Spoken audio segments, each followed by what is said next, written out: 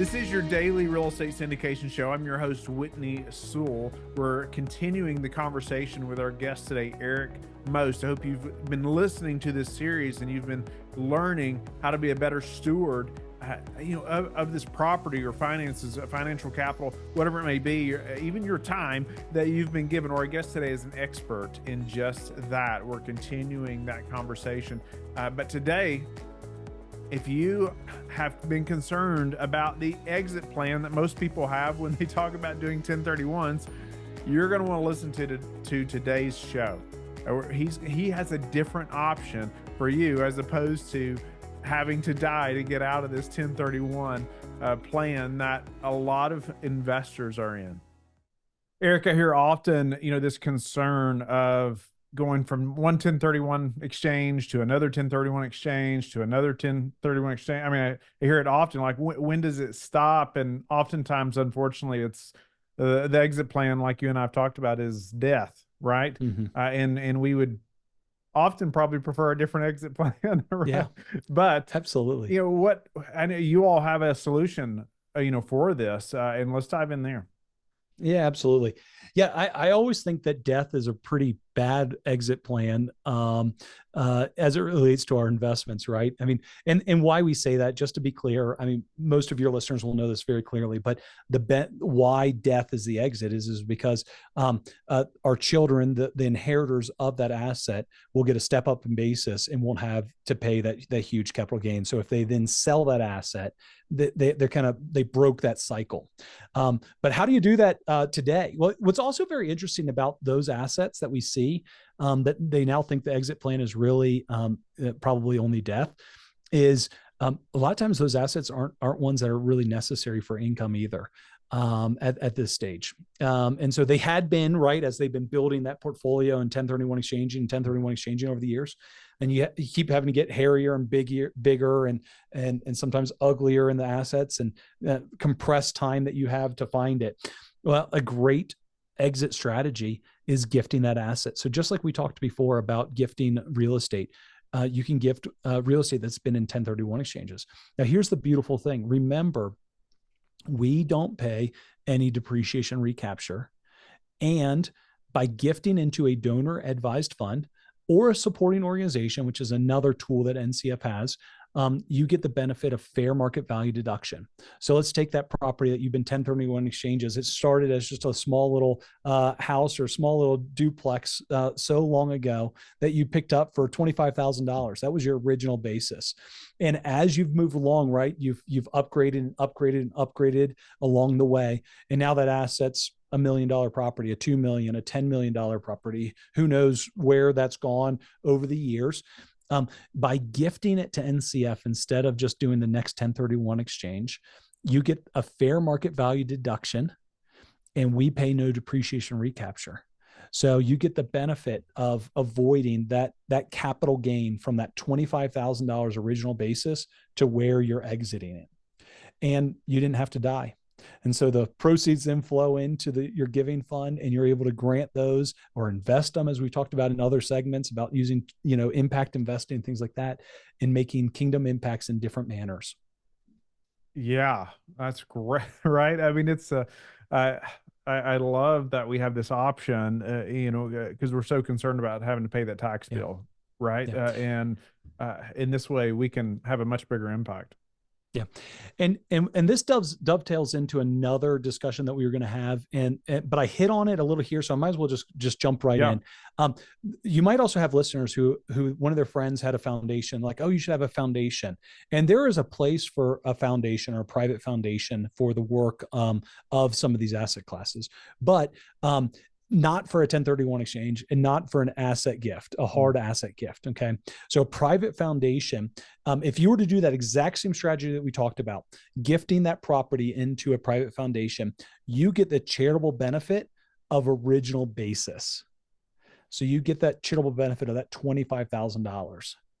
you don't get the benefit of fair market value deduction. And so, so a lot of times people think, oh, I need to set up a foundation to do these things. You really don't. A donor advised fund, at least with NCF, it takes 2 minutes to set one up. Yes, we talked about how long it takes to do a gift and things like that. There's more complexity to doing these gifts, but it's a much simpler, more cost-effective gift and gifting strategy. And so a lot of people, we've actually converted a lot of people that started a private foundation and realized, this wasn't all that I thought it was. And they converted over into a donor advised fund or a supporting organization with NCF. And it really solves a lot of their problems and their headaches in a much more efficient way.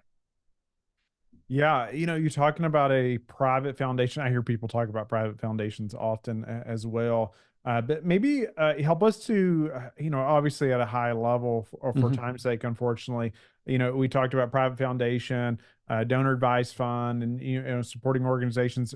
How do we distinguish and the difference there? Yeah. So 3 things for those that are watching the podcast. You can kind of see my hands, but we'll put, I'll use it for those listening. I'm a listener to podcast type of guy. And so on the left hand, let's put a private foundation. Okay. A private foundation, and we'll put supporting organizations and donor advised funds on the right hand. On the left-hand side of here, private foundation, you have some of your least tax efficiencies as it relates to it, unless you're using cash. Just purely giving cash can be efficient, but we already said and established earlier in this show that friends don't let friends give cash, right? And so that rule still applies. But giving into a private foundation, it's most efficient if you're giving cash. If you're giving other type of assets, business, real estate, intellectual property rights, patents, royalties, all those things, gifting it into a private foundation, you get the taxable benefit of fair market value. You get the tax benefit, strike that. You get the tax benefit of basis, original basis for that asset class. By gifting that into a donor advised fund or a supporting organization, you get the benefit, that's on the right hand here, you get the benefit of fair market value deduction. Okay. There are also limitations in how much you can give and get a deduction. In a private foundation, it's a lower amount that you can give to get charitable impact. Okay. In a private foundation, you have greater control over that vehicle, though. You have greater control over who you give to. So the donor advised funds and supporting organizations are dictated by the IRS code that says you have to give to a 501c3 or recognized charity, and you're just an advisor. And so the DAF provider, so that would be NCF, National Christian Foundation, in this conversation, has the right to deny your grants. We actually have to have that right. The IRS requires that.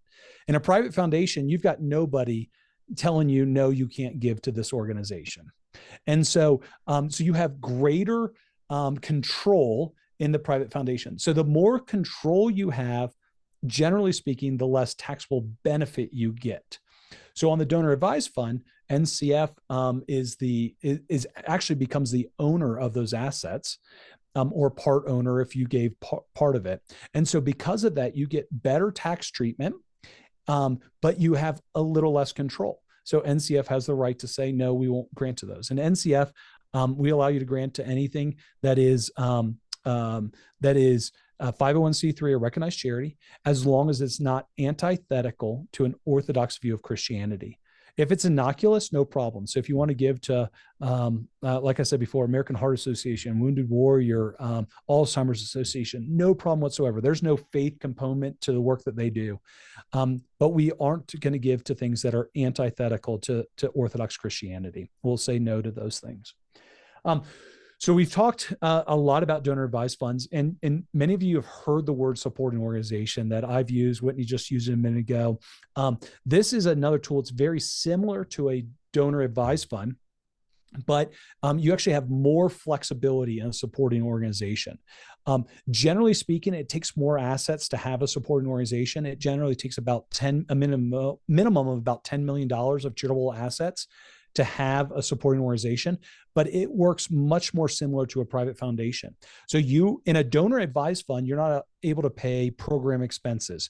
You can't go and pay for flights and things like that. You can do that in a private foundation. Okay.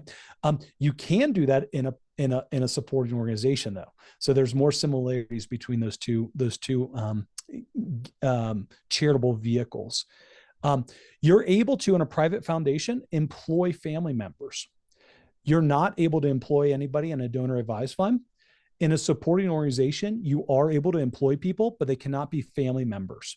And so you're able to employ a third party to be able to manage the work of your foundation effectively. And so those are some differences and kind of a high level entry of those different assets. You have greater investment flexibility over the supporting organization than a donor advised fund. Though we talked about how you can use the impact foundation and things like that to be able to make investments and really feel like you have a lot of flexibility. Eric, I'm so grateful for your time and I just really opening our eyes and the listeners to making a greater impact. Right. We all claim we want to do that. Right. And this is a great way that we can put some feet to that, right? Yeah. And even seriously make a bigger impact and potentially even save some money, right? Without a doubt. It's just so interesting that this is even an option and that it seems like to me not known widely enough, you know? And so just so grateful for your time. How I want you to, tell the listeners how they can get in touch with you, how, if there's a resource maybe that, where they can learn more about donor advised funds, through you all and the National Christian Foundation, where do they go? Yeah.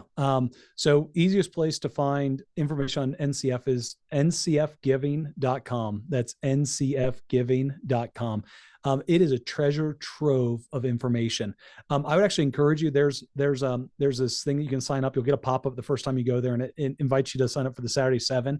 It's actually quite good. You get a single email digest of like the top 7 stories from the week. It comes in on Saturday mornings. I love going through it. There's been many times that that the NCF team has used articles that I've written. And so it's a great place to just get some information. It's also a place where you can find, like I said, there's over 30 offices, NCF offices across the country. And so you can say, hey, is there an office close to me? And you can get a hold of somebody and talk to them. I'm also available. You can find me on the Rocky Mountains page. I'm the president of the Rocky Mountain region out here in Denver, Colorado. And so easy way to get a hold of me. Also easy to find me on social, LinkedIn, things like that.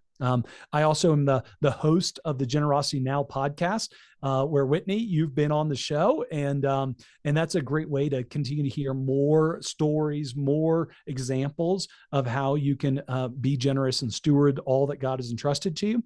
I think that's also a great avenue to get more information. Thank you for being with us again today. I hope that you have learned a lot from the show. Don't forget to like and subscribe. I hope you're telling your friends about the Real Estate Syndication Show and how they can also build wealth in real estate. You can also go to lifebridgecapital.com and start investing today.